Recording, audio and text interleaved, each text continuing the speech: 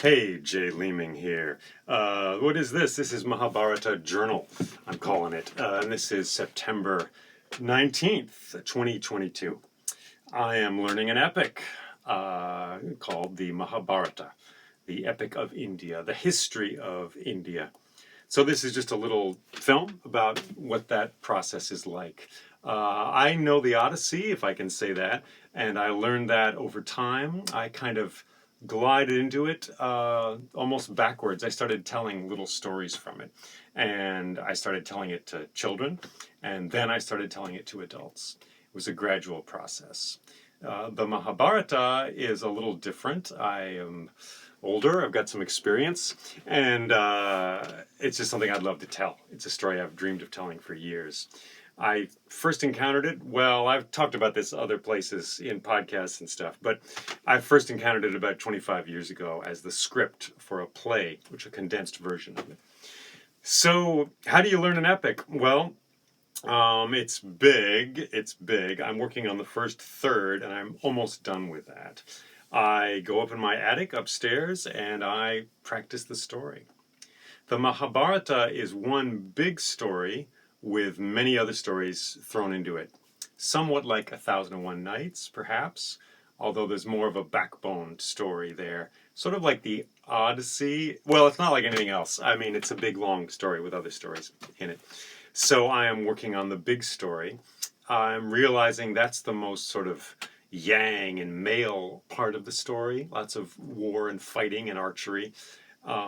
And so I'm missing the smaller stories, like emotionally missing. I wish they were there.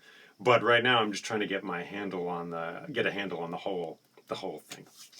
I'm learning it from books. I have this film really well, like memorized. It's a great film by Peter Brook of his play. And that's a blessing and a curse. It's a blessing because it is how I first found the story, and it inspires me, and I love it. It's very close to still storytelling, his play. But it's a curse in that I end up narrating the film and not the written story, not the story. And I'm describing events which other people are not seeing because I can see the film in my head, which is a problem storytellers have anyway.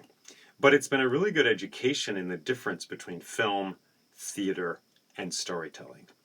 For example, big magic. I thought that was my big advantage, that I could do large magic, and it is. But unless you use a lot of computer graphics. But of course, there's other advantages too.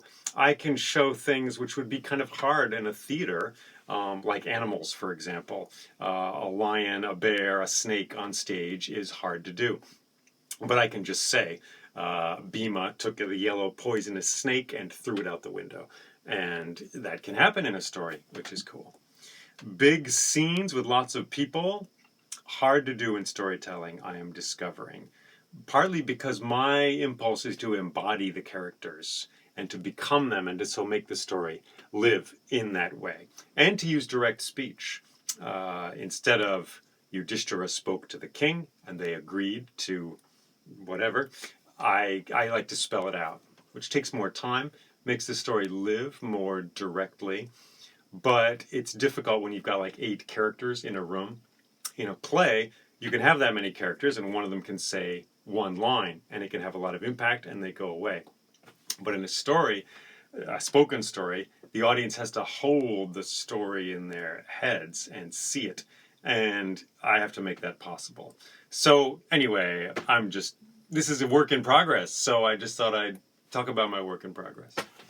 I'm trying to get the music in there. The music softens the more martial, masculine elements of the story. But I don't want to just repeat the Odyssey, though the guitar is my instrument. I'm trying to find new ways to use it. I also want to get movement in there more so than I have before. What I love about this story is the spiritual angle of it. I'm hoping to get that into the storytelling in a deeper way.